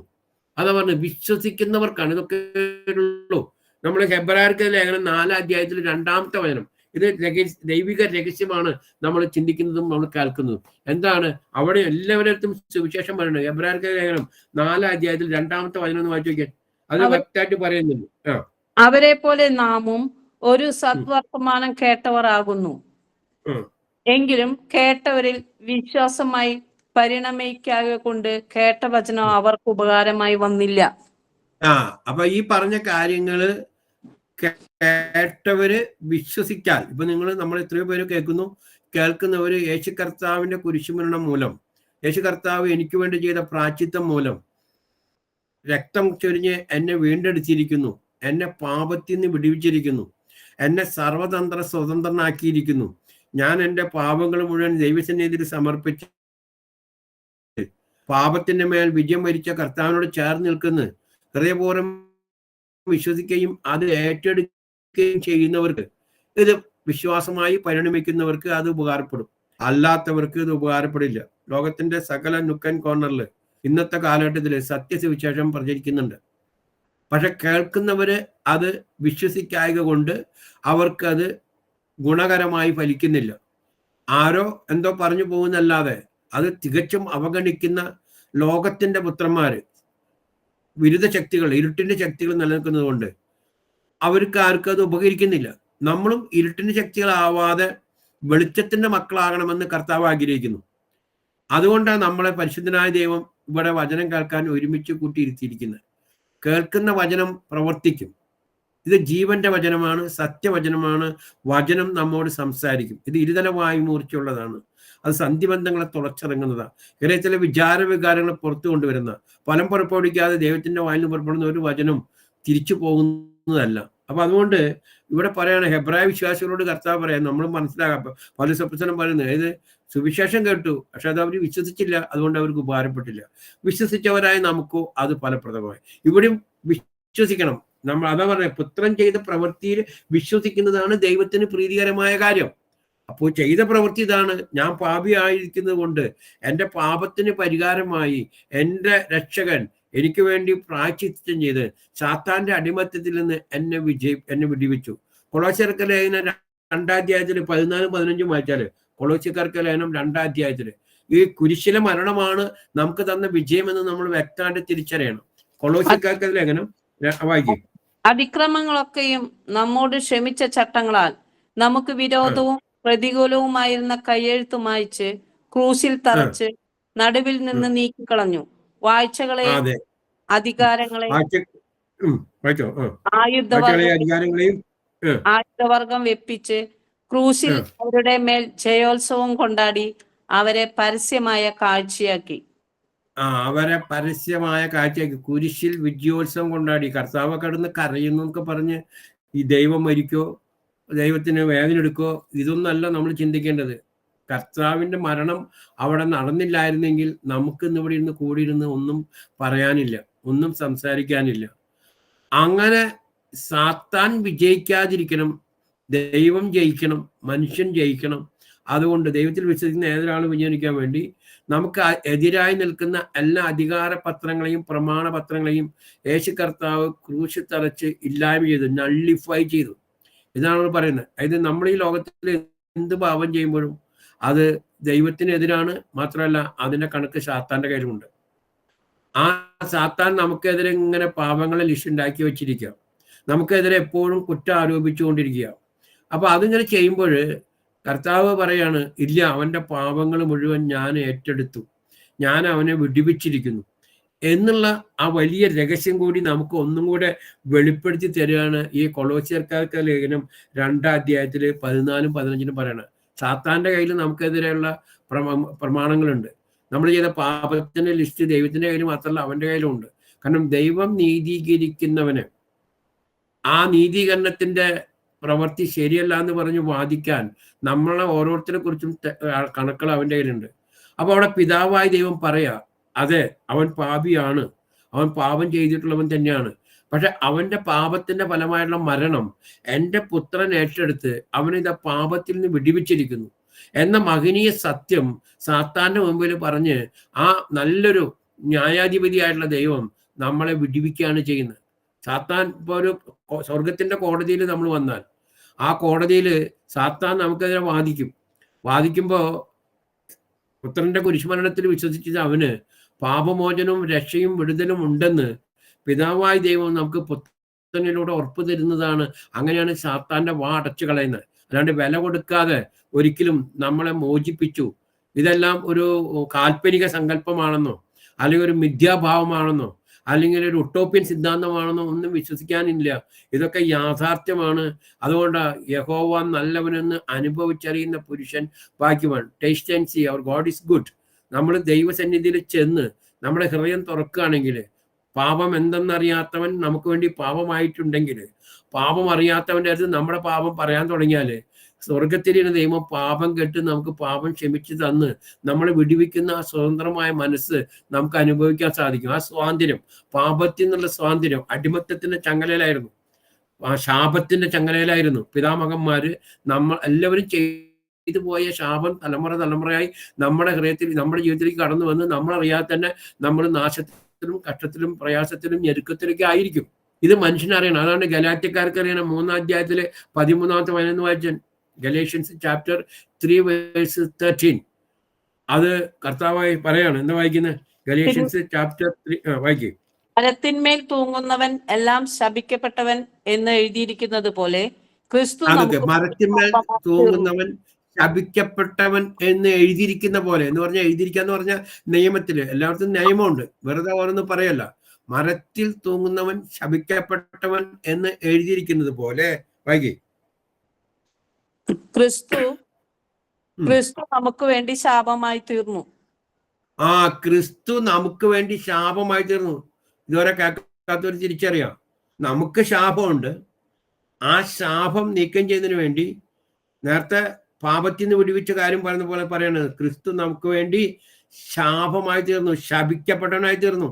ഏറ്റവും ശപിക്കപ്പെട്ട മരണം യേശു കർത്താവ് നമുക്ക് വേണ്ടി ഏറ്റെടുത്തു. തുറന്ന് അങ്ങനെ വായിക്കേ ശാപമായി തീർന്നു. ന്യായപ്രമാണത്തിന്റെ ശാപത്തിൽ നിന്ന് നമ്മെ വിലക്കി വാങ്ങി. അപ്പൊ ന്യായപ്രമാണത്തിന്റെ ശാപത്തിൽ നിന്ന് കാലങ്ങളായിട്ട് നിൽക്കുന്ന ആ ശാപകരമായ അവസ്ഥയിൽ നിന്ന് നമ്മളെ വിലക്കി വാങ്ങി. എന്ത് വില കൊടുത്ത്? ജീവൻ കൊടുത്തു. ജീവൻ കൊടുത്തിട്ടാ നമ്മൾ വാങ്ങിയത്. അതുകൊണ്ട് വെറുതെ നിങ്ങൾ പോകുന്നു എന്ന് പറഞ്ഞ് എന്തെങ്കിലും കൈക്കൂലി കൊടുത്ത് കൊണ്ടുവന്നതല്ല. സ്വന്തം ജീവൻ നമുക്ക് വേണ്ടി കൊടുത്തിട്ട് കർത്താവ് ക്രൂശിൽ തൂങ്ങി മരിച്ച് വിജയശ്രീലാളിതനായി. അങ്ങനെ സാത്താന് എന്നേക്കുമായിട്ട് നമ്മുടെ വിഷയത്തിൽ നിന്നാണ് മാറ്റി തന്നു, നിഷ്കാസനം ചെയ്യുന്ന ഒരവസ്ഥ, സാത്താന്റെ പ്രവൃത്തികളെ ഇല്ലായ്മ ചെയ്യുന്ന ഒരവസ്ഥയിലേക്ക്. അതൊക്കെ നമ്മുടെ ജീവിതത്തിൽ പ്രാവർത്തികമാകണമെങ്കിൽ എന്ത് വേണം? ഈ ദുഷ്ടപിശാചിന്റെ പ്രവൃത്തികളെ, ഇരുട്ടിന്റെ പ്രവൃത്തികളെ, അന്ധകാര ശക്തികളെ നമ്മളിൽ നിന്നും മാറ്റിക്കളയണമെങ്കിൽ അവനത് പല രീതിയിലും വരാം. അവനത് രോഗമായിട്ട് മാറാം, കടബാധയായിട്ട് മാറാം, ജോലിയില്ലാത്ത അവസ്ഥയായിട്ട് മാറാം, മക്കളില്ലാത്ത അവസ്ഥയായിട്ട് മാറാം, വീടില്ലാത്ത അവസ്ഥയായിട്ട് മാറാം. പലതരത്തിലും അവൻ പലപ്പോഴും നമ്മുടെ ജീവിതങ്ങളെ കാർന്നില്ലുന്നുണ്ട്. പക്ഷെ ദൈവം അത് ചിലപ്പോൾ അനുവദിക്കുന്നത് തന്നെ എന്താ? നമ്മൾ കർത്താവിനെ അറിഞ്ഞ് കർത്താവിലേക്ക് ജീവിതം കൊടുക്കുന്നതിന് വേണ്ടിയാ ദൈവം അവിടെ മൗനമായിട്ട് ഇരിക്കുന്നത്. എന്നാൽ കർത്താവിലേക്ക് ഏത് മനുഷ്യനാണോ കടന്നു വരുന്നത് അവന് ആണ് പറയുന്നത് പാപവിമോചനം, ശാപത്തിൽ നിന്നുള്ള വിടുതല്, മരണത്തിൽ നിന്നുള്ള വിടുതല്, നിത്യരക്ഷ, സമാധാനം, സന്തോഷം, സ്വർഗത്തിന് അവകാശിയാവുക, സ്വർഗത്തിലിരിക്കുന്ന പുസ്തകത്തില് ബുക്ക് ഓഫ് ലൈഫ്, ജീവന്റെ പുസ്തകത്തിൽ അവന്റെ പേർ ചേർക്കുക. അങ്ങനെ ആബാ പിതാവെ എന്ന് വിളിക്കാനുള്ള പുത്രത്തിന്റെ ആത്മാവിന്റെ ഉടമയായിട്ട് മാറാം. ആബാ പിതാവെ എന്ന് വിളിക്കുമ്പോൾ അത് നമ്മുടെ ആത്മാവും ദൈവത്തിന്റെ ആത്മാവും തമ്മിൽ ഒരു കൂട്ടുസാക്ഷ്യത്തിലേക്കുള്ള ബന്ധത്തിലേക്ക് വരും. റോമക്കാർക്ക് ലേഖനം 8-ാം അധ്യായത്തിൽ 16-ാമത്തെ വരെന്ന് വെച്ചേക്ക് 8-16. നാം ദൈവത്തിന്റെ മക്കൾ എന്ന് ആത്മാവും താനും നമ്മുടെ ആത്മാവോടുകൂടെ സാക്ഷ്യം പറയുന്നു. നാം മക്കളെങ്കിലോ അവകാശികളും ആകുന്നു, ദൈവത്തിന്റെ അവകാശികളും ക്രിസ്തുവിന് കൂട്ടാവകാശികളും തന്നെ. നാം അവനോട് നമ്മൾ ക്രിസ്തുവിന്റെ അവകാശികളും കൂട്ടാവകാശികളാ. സ്വർഗത്തിലെ ദൈവത്തിന്റെ അവകാശികളും മക്കള് കൂട്ടാവകാശികളായിട്ട് ക്രിസ്തുവിന്റെ മക്കളാണെങ്കിൽ ദൈവത്തിന്റെ കൂട്ടാവകാശികളായിട്ട് നമ്മൾ മാറി. ഇതില് ഈ ബോധ്യത്തിലേക്ക് നമ്മൾ കടന്നു വരണം. ഇത് വചനം നമ്മെ പഠിപ്പിക്കുമ്പോൾ, ജീവന്റെ വചനം, സത്യവചനം നമ്മളിത് എഴുതി വെച്ചിട്ടുണ്ടെങ്കിൽ അത് നമുക്ക് വായിച്ച് മനസ്സിലാക്കി നമ്മൾ അതനുസരിച്ച് ജീവിതത്തെ ക്രമീകരിക്കാനാ. ഇത്രയും കാലം നമ്മൾ തെറ്റിൽ കൂടി ആയിരുന്നു, ഇത്രയും കാലം നമ്മൾ അറിവില്ലായ്മയിൽ കൂടെ പോയതാണ്, ഞങ്ങളിത് അറിയില്ല എന്ന് പറഞ്ഞാൽ ദൈവം പറഞ്ഞ അജ്ഞതര കാലഘട്ടങ്ങളെ ഞാൻ കണക്കിലെടുക്കുന്നില്ല. എന്നാൽ ഇപ്പോൾ എല്ലായിടത്തുമുള്ള എല്ലാ ജനങ്ങളോടും ഞാൻ പറയുന്നു പശ്ചാത്തപിക്കാൻ. ഞാൻ പറഞ്ഞ കർത്താവ് പറയാ, പൗലോസ് അപ്പോസ്തലനോട് പറയാ, പശ്ചാത്തപിക്ക്, അനുദപിച്ച് കർത്താവിലേക്ക് തിരിയാം. നിന്റെ പാപത്തിനുള്ള പരിഹാരം സ്വർഗത്തിലെ ദൈവം നടത്തിയിട്ടുണ്ട്. നീ അതൊന്ന് വിശ്വസിക്ക്. നീ ഇനി പാപിയ എന്ന് പറഞ്ഞ് നടക്കാനല്ല പിതാവായ ദൈവം പുത്രനെ ഭൂമിയിലേക്ക് അയച്ചത്. അങ്ങനെ പാപത്തിന്റെ അടിമയായിരിക്കാനല്ല പുത്രൻ നമുക്ക് വേണ്ടി കുരിശുമരണം ഏറ്റെടുത്തത്. അവിടെയാണ് നമ്മൾ കാര്യങ്ങൾ തിരിച്ചറിയേണ്ടത്. ദൈവസ്നേഹം കാൽവരി കുരിശിൽ കൂടെ നമ്മൾ അറിയുന്നുണ്ട്. നമുക്ക് ഒന്ന് യോഹന്നാന്റെ പുസ്തകം 4-ാം അധ്യായത്തിലെ 10-ാമത്തെ വചനം വായിക്കാൻ, 1 John 4:10. ദൈവസ്നേഹത്തിന്റെ നാം ദൈവത്തെ സ്നേഹിച്ചതല്ല, അവൻ നമ്മെ സ്നേഹിച്ചു, തന്റെ പുത്രനെ നമ്മുടെ പാപങ്ങൾക്ക് പ്രായശ്ചിത്തമാകുവാൻ അയച്ചത് തന്നെ സാക്ഷാൽ സ്നേഹമാകുന്നു. സ്നേഹം എന്താന്ന് നമ്മൾ ആദ്യം അറിയേണ്ടത് കർത്താവിന്റെ കുരിശുമരണത്തിന്റെ മുഖത്തോട്ട് നോക്കുമ്പോഴാണ്. അല്ലാണ്ട് നമ്മൾ കർത്താവിനെ സ്നേഹിച്ചിട്ടൊന്നുമില്ല. നമ്മൾ പലതും പറയാ. നമുക്ക് എന്തെങ്കിലും കാര്യം നടക്കാൻ വേണ്ടി ആ കാര്യം ഒരു നിയോഗ പ്രാർത്ഥന, പിന്നെ കുറെ നേരത്തേക്കുള്ള ഉപവാസ പ്രാർത്ഥന, പിന്നെ അങ്ങനെ ഞാൻ മല കയറാം, മെഴുതിരി കത്തിക്കാം, ചന്ദനത്തിരി കത്തിക്കാം, ജപമാല നടത്താം, വെളിച്ചപ്പാടിനെ കൊണ്ട് തുള്ളിക്കാം, കാശ് നിരത്തുക, ഇങ്ങനെ പല പല കാര്യങ്ങളും നമ്മൾ പലതും പറയുന്നത് only because of to gain our own personal interest. നമ്മുടെ വ്യക്തിപരമായ കാര്യങ്ങൾ നേടുന്നതിന് വേണ്ടി ദൈവത്തെ നമ്മൾ ഒരു ആയുധമാക്കുക, ഒരു ഉപകരണമാക്കുക. അങ്ങനെയാണ് മനുഷ്യർ മുഴുവൻ മുന്നോട്ട് പോണത്. എന്നാൽ ദൈവം മനുഷ്യനോട് കാണിച്ച സ്നേഹം അങ്ങനെയല്ല. ദൈവം മനുഷ്യന് മുമ്പിൽ കാണിച്ച് പ്രദർശിപ്പിച്ച സ്നേഹം എന്ന് പറഞ്ഞത് അവൻ്റെ എന്തെങ്കിലും പ്രവൃത്തി ചെയ്ത്, അവൻ അധ്വാനിച്ച്, അവൻ കുറെ സംഭാവന ചെയ്ത്, അവൻ എന്നെ പ്രീതിപ്പെടുത്തുമ്പോൾ ഞാൻ അവൻ്റെ സംഭാവനയുടെ വലിപ്പം അനുസരിച്ച്, അവൻ ചെയ്ത ഡൊണേഷൻ എത്രയാണോ അതിൻ്റെ വലിപ്പം അനുസരിച്ച്, അവൻ ചെയ്ത നന്മ പ്രവൃത്തിയിൽ എത്രയാണോ അതിൻ്റെ വലിപ്പം അനുസരിച്ച് ഞാൻ അവനോട് ക്ഷമിച്ചു കൊടുക്കാമെന്നല്ല നമ്മുടെ കർത്താവചനം. അങ്ങനെ ഒരു മനുഷ്യനും ഒരു ദൈവത്തിനും പറയാൻ പറ്റില്ല. കാരണം എന്ന് വെച്ച് കഴിഞ്ഞാൽ ഓരോ മനുഷ്യന്റെ പ്രവൃത്തിയും ചെളി പുരണ്ട വസ്ത്രം പോലെയാണ്, മലീമസമാണ്. എല്ലാ മനുഷ്യരും സ്വാർത്ഥരും അതുപോലെ തന്നെ അഹങ്കാരികളുമാണ്. അതുകൊണ്ട് അവൻ എന്ത് പ്രവൃത്തി ചെയ്താലും അതിനുള്ളിൽ അവനൊരു നിഗൂഢമായ ഒരു ഉദ്ദേശം ഉണ്ടാവും. അത് എത്ര നമ്മളില്ലാന്ന് പറഞ്ഞാലും ഹൃദയങ്ങളെ അറിയുന്ന, ഹൃദയങ്ങളെ പരിശോധിക്കുന്ന ദൈവത്തിന്, സർവജ്ഞാനിയായ ദൈവത്തിന്, ഉണ്ടാക്കിയവനും അറിയാലോ എന്താ സംഭവം. കുശവനറിയാം കുശവന്റെ കളിമണ്ണ് കൊണ്ടുണ്ടാക്കുന്ന ഇതിനെ കുറിച്ച്. കുശവന്റെ കയ്യിലെ കളിമണ്ണ് പോലെ നമ്മളെ ഉടച്ചു വാർക്കുന്ന കർത്താവിന് അറിയാം നമ്മുടെ ഹൃദയം എങ്ങനെയാണ് പ്രവർത്തിക്കുന്നത്. അതുകൊണ്ട് നമ്മുടെ ഒരു പ്രവൃത്തി കൊണ്ടും ദൈവസന്നിധിയിൽ നമുക്ക് നീതീകരിക്കാൻ തലയുയർത്തി നിൽക്കാൻ സാധിക്കില്ല. അത് നമ്മൾ ആദ്യമേ അംഗീകരിക്കുക. അതുകൊണ്ടാണ് യേശു കർത്താവ് നമുക്ക് വേണ്ടി ചെയ്ത പ്രവൃത്തിയിൽ വിശ്വസിക്കാൻ വേണ്ടി മാത്രമാണ്. ആ ഒരൊറ്റ വചനം വഴി സത്യസുവിശേഷത്തിന്റെ മഹത്വത്തെ അറിഞ്ഞ് കർത്താവ്, റോമക്കാർക്ക് ലേഖനം 3-ാമത്തെ അധ്യായത്തിലെ 25-ാമത്തെ വചനം, എങ്ങനെയാണ് കർത്താവ് നമ്മളോട്, ഗോഡ് ഈസ് ലവ്, ദൈവ സ്നേഹമാണ്. എന്താണ് ദൈവ സ്നേഹം എന്ന് പറഞ്ഞാൽ, എങ്ങനെയാ സ്നേഹം കർത്താവ് നമുക്ക് കാണിച്ചെന്ന് അതും കൂടി നമ്മൾ ചിന്തിക്കണം. നമ്മൾ കർത്താവിന്റെ പ്രായശ്ചിത്തത്തെ കുറിച്ച്, ഫോർബേറൻസിനെ കുറിച്ച്, അൽപ്പറ്റേഷനെ കുറിച്ച് 3-4 സ്ഥലത്ത് ബൈബിളിൽ എഴുതിയിട്ടുണ്ട്. ഇവിടെ ഈ ഒരു വചനം നമുക്ക് എടുക്കാം. 4:10 ദൈവത്തെ നാം സ്നേഹിച്ചു എന്നതിലല്ല, അവൻ നമ്മെ സ്നേഹിക്കുകയും നമ്മുടെ പാപങ്ങൾക്ക് പരിഹാരമായി സ്വപുത്രനെ അയക്കുകയും ചെയ്യും. നമ്മുടെ പാപങ്ങൾക്ക് പ്രായശ്ചിത്തമായി സ്വന്തം പുത്രനെ. അപ്പൊ ദൈവമാണ് നമ്മൾ ആദ്യം സ്നേഹിച്ചത്. നാം ദൈവത്തെ തേടി ചെന്നല്ല, ദൈവം നമ്മളെ അന്വേഷിച്ചു വന്നതാ. അപ്പൊ ദൈവം നമ്മളെ അന്വേഷിച്ചു വന്ന് ദൈവം നമ്മളിലേക്ക് ശ്രദ്ധ വെച്ച് നമ്മളെ സന്ദർശിക്കുമ്പോൾ, നമ്മൾ അതിന് മുഖം കൊടുത്ത് മടി കൂടാതെ കർത്താവിന്റെ മുന്നിലേക്ക് നമ്മളെ തന്നെ ഒന്ന് സമർപ്പിക്കാൻ തുടങ്ങുമ്പോൾ ദൈവത്തിന്റെ സ്നേഹത്തിന് ആളെ നമ്മൾ എന്താണെന്ന് അറിയും. അതുകൊണ്ടാണ് നമ്മൾ നമ്മുടെ ഹൃദയം കർത്താവിന് പകർന്നു കൊടുക്കാൻ പറയണത്. നമ്മൾ നമ്മുടെ ഹൃദയം കർത്താവിന്റെ മുമ്പിലേക്ക് ഒന്ന് താഴ്ത്തി ഏൽപ്പിച്ചു കഴിഞ്ഞാൽ, വചനത്തെ ഒന്ന് അംഗീകരിക്കാൻ തുടങ്ങിയാൽ, വചനത്തെ ഒന്ന് വിശ്വസിക്കാൻ തുടങ്ങിയാൽ കർത്താവ് പ്രവർത്തിക്കുന്നത് നമ്മൾ അനുഭവിച്ചറിയും.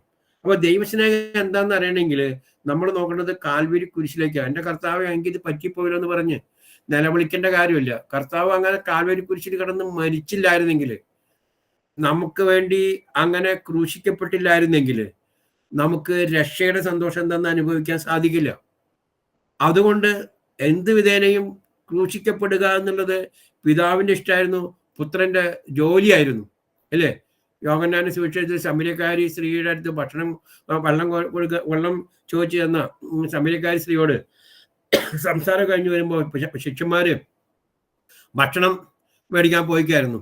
ഭക്ഷണം മേടിക്കാൻ പോയി വന്നിട്ട് ഭക്ഷണം കർത്താവിന് കൊടുത്തപ്പോൾ കർത്താവ് പറഞ്ഞു, എനിക്ക് ഇപ്പൊ ഭക്ഷണം കഴിക്കേണ്ട കാര്യമില്ല. അപ്പൊ എന്താ കഴിക്കാത്തെന്നുള്ള ചോദ്യം വരുന്നപ്പോൾ കർത്താവ് പറയാ, എൻ്റെ ജോലി എന്ന് പറഞ്ഞത് എൻ്റെ പിതാവിന്റെ ഇഷ്ടം നിറവേറ്റുന്നതാണ്. നമ്മൾ വായിച്ചു യോഹന്നാൻ സുവിശേഷം 4 അധ്യായത്തിൽ 34-ാമത്തെ വചനം വായിച്ചേക്കാൻ. യേശു അവരോട് എന്നെ അയച്ചുകൊണ്ട് ഇഷ്ടം ചെയ്ത് അവന്റെ പ്രവൃത്തി തികയ്ക്കുന്നത് തന്നെ എൻ്റെ ആഹാരം. അവന്റെ പ്രവൃത്തി, പിതാവിന്റെ പ്രവൃത്തി എന്താണോ എന്നോട് കൽപ്പിച്ചത് ആ പ്രവൃത്തി തികയ്ക്കുന്നതാണ് എൻ്റെ ആഹാരം. അതുകൊണ്ട് ഈ ലോകത്തിൽ കിടക്കുന്ന ഈ ഭക്ഷണം അല്ലെങ്കിൽ കാര്യങ്ങൾ, ലൗകികമായിട്ടുള്ള മെറ്റീരിയൽ ആയിട്ടുള്ള കാര്യങ്ങൾ ചെയ്ത് തിന്ന് ഭക്ഷണം എടുക്കലല്ല എൻ്റെ ജോലി, അല്ലെ എൻ്റെ ആഹാരം. ഏതാണ്? പിതാവായ ദൈവം എന്നെ അയച്ചുള്ള പ്രവൃത്തിയുണ്ട്, അത് ചെയ്തു തീർക്കുന്നതാണ് എൻ്റെ ആഹാരം. ശിശുമാരെയൊക്കെ ഒന്നത് ആ സമയത്ത് പല പല കാര്യങ്ങളും മനസ്സിലാവാതെ പോയി. അവർ പിന്നെ ഉയർത്തെഴുന്നേറ്റപ്പോഴൊക്കെയാണ് കർത്താവ് പറഞ്ഞ കാര്യങ്ങൾ എന്തൊക്കെയാണെന്ന് അവർക്ക് മനസ്സിലായത്. ഇതൊക്കെ കഴിഞ്ഞിട്ട് നമ്മൾ ഇത്ര 2000 കൊല്ലമായി, വിശ്വാസികൾ ഇത്ര വലിയൊരു സമൂഹം നമുക്ക് ചുറ്റുമുണ്ട്. പക്ഷെ നമുക്കിപ്പോഴും എന്താണ്? ജീവന്റെ വചനത്തിന്റെ ആഴങ്ങളും സത്യങ്ങളും അറിയാൻ നമ്മൾ ഒരിക്കലും നമ്മുടെ ഹൃദയത്തെ അങ്ങോട്ട് ഏൽപ്പിച്ചു കൊടുക്കുന്നില്ല. സത്യദൈവത്തിന് നമ്മൾ വിധേയപ്പെടുക എന്നുള്ളത് ഒരു വലിയ ആ ഒരു വചന ബോധ്യമാണ് നമുക്ക് വരേണ്ടത്. വചനം നമ്മോട് എന്ത് സംസാരിക്കുന്നു, ആ സംസാരിക്കുമ്പോൾ അത് വിശ്വസിക്കാൻ തക്കവണ്ണം നമുക്ക് നമ്മളെ തന്നെ താഴ്ത്തി കൊടുക്കാൻ സാധിക്കുന്നുണ്ടോ?